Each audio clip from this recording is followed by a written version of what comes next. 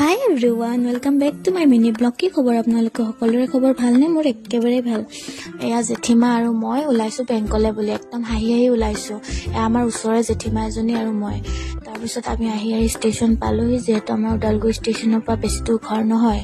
Station পাৰ হৈ ওদালগুৰি দুৰ্গা মন্দিৰটো পাৰ হৈ ইয়াত মানে আমি বেংক পামেই আৰু এই ৰাস্তাটোত ৰখি আছো। কাৰণটো হ'ল বেছি গাড়ী মটৰ থাকিলে জেঠিমা অলপ অসুবিধা পায় ৰাস্তা পাৰ হ'বলৈ।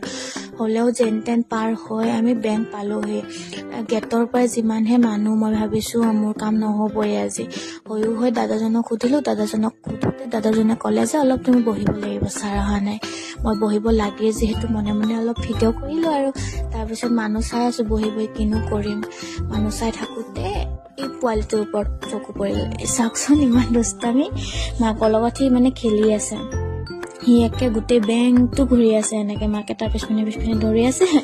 সি খেলি আছে দুষ্টামিবোৰ ভালো লাগিছে। মোৰ এনেও সৰু ল'ৰা ছোৱালী বহুত ভাল লাগে, তাকো ভাল লাগিছে। সেইকাৰণে ভাবিলে অলপ ভিডিঅ' কৰোঁ বাৰু। মোৰ যিটো কামত আহিছিলো সেই কামটো হ'ল। ভিডিঅ'টো আজিলৈ ইমানেই আছিলে। মই এতিয়া ঘৰলৈ যাওঁ। মোৰ ভিডিঅ'টো যদি ভাল লাগে তেনে লাইক, কমেণ্ট, শ্বেয়াৰ আৰু মোৰ ফেচবুক পেজটি ফ'ল'